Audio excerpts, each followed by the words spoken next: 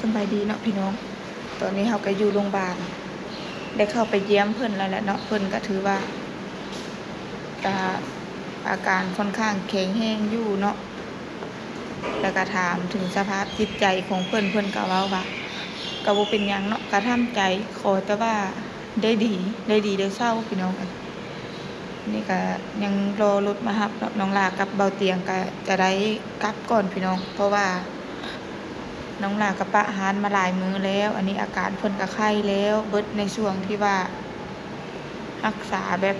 รอผ่าตัดอหยังก็แล้วเบิดแล้วหั่นนะบัดนี้เราก็จะกลับไปขายของหาเงินคือเก่าเนาะทางนี้ก็จะให้ลูกสาวเพิ่นแล้วก็แฟนเพิ่นนั้นอยู่เผาเฮาก็ได้ขอเพิ่นแล้วเพิ่นก็เว้าว่าบ่เป็นหยัง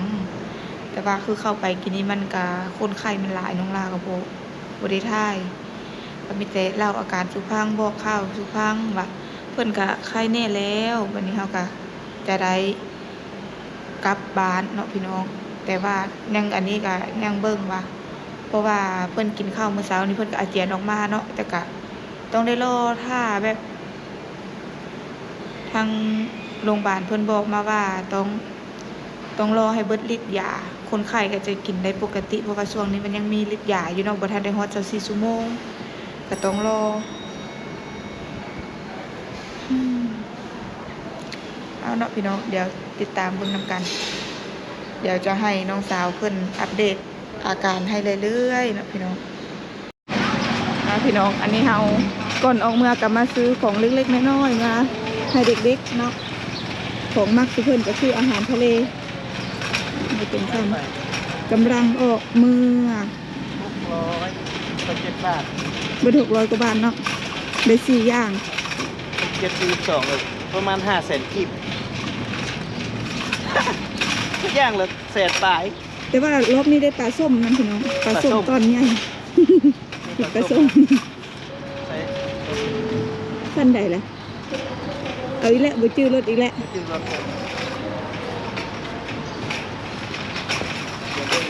เดี๋ยวเพิ่งเลขทะเบียน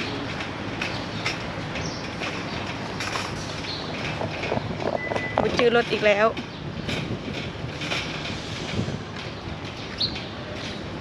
เริ่มหิวข้าวแล้วบ่หิวนะได้บ่าย1บ่าย2อะไรเอ้าใช่ปะเบิ่งไปรถบ่แม่นแถวกลางผู้บ่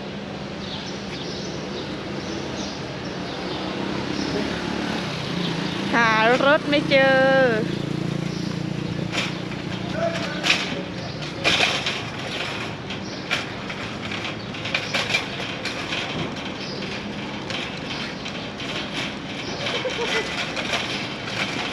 อยู่ตรงไหนนะ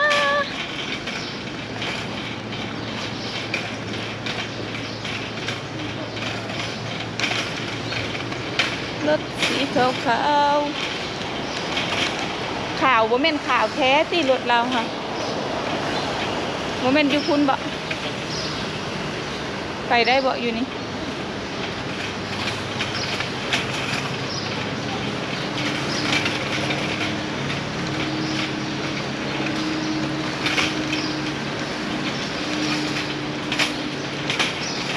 เดินวนหารถ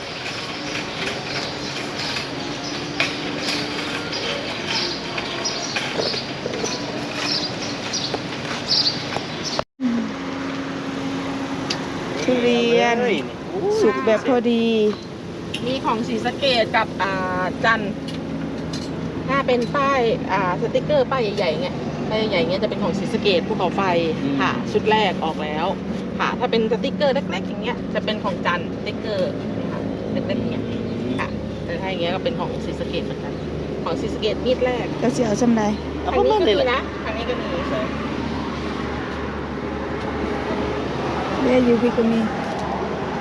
ใส่ดูเนื้อเลยเนื้อไหนสัมผัสได้เลยจ้า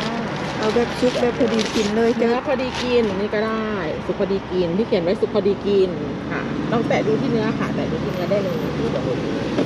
ฮะเนื้อไม่มีเจ้าเอาตัวใด250 อันนี้กรอบนอกนุ่มในเอาซ้ำนี่แหละน้องไออุ่นเรากินเนาะ จังเลย เอาเลยกินซุปอันนั้นเลย รับประกันที่อร่อยของภูเขาไฟนิดแรกอร่อยมากเนื้อละมุน แวะกินข้าวเนาะอยู่ริมโขงกินวุ้นเส้นก่อนกลับเนาะกินข้าวอยู่พี่ก่อนเนาะเมื่อแล้วเราจะได้ออกเมื่อเลยจักโมงเลยค่ำเลยเนาะ 2 โมงท่านเพื่อเมื่อฮอดนี้กินครับ ค่ มันยากแน่เลย ำหาอาหารกินยากอีกแล้วเนาะ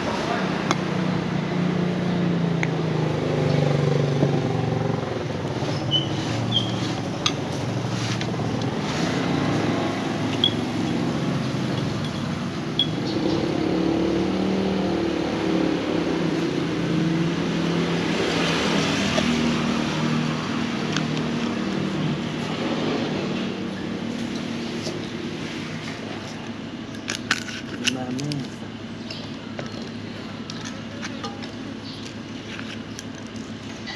บ่มีไวๆเนาะ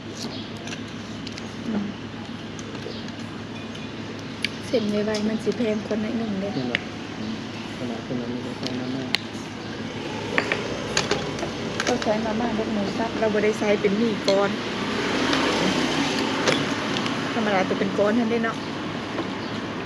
มากินอยู่เพื่อนเขาได้ไวๆเยอะแยะ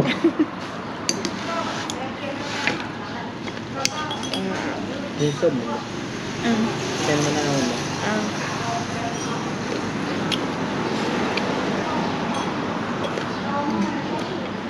อร่อยอยู่เอามากางเด้ออัน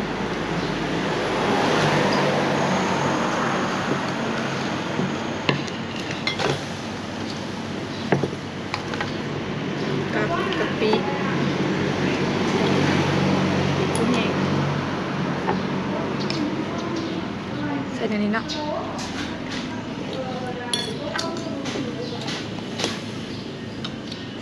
มาพี่น้องกินข้าวนำกัน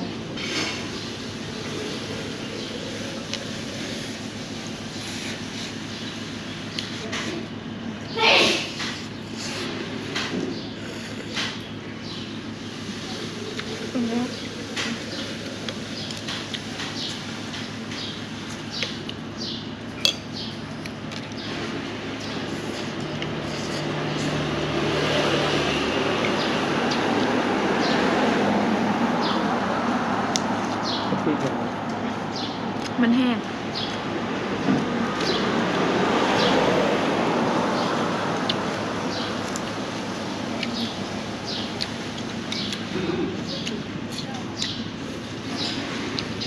อันนี้มันเป็นกะปิถุงกิโล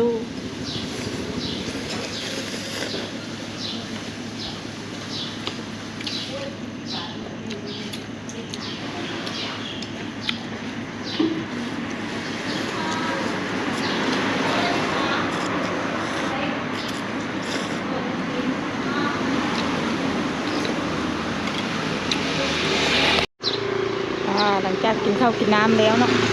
ข้าวกับย่างออกมาเตรียมไปทางเฮือเดี๋ยวมีสัญญาณละตึ้งละของเฮา ไปกินข้าวอยู่วัดปั๊บ เบิดระเบาะกายยามเลยเสียงปลาหมึกบอก ชวนนะชัว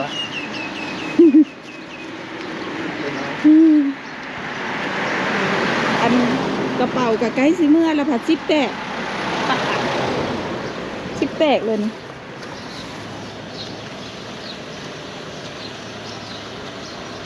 เสื้อเดินทางกลับบ้านเรา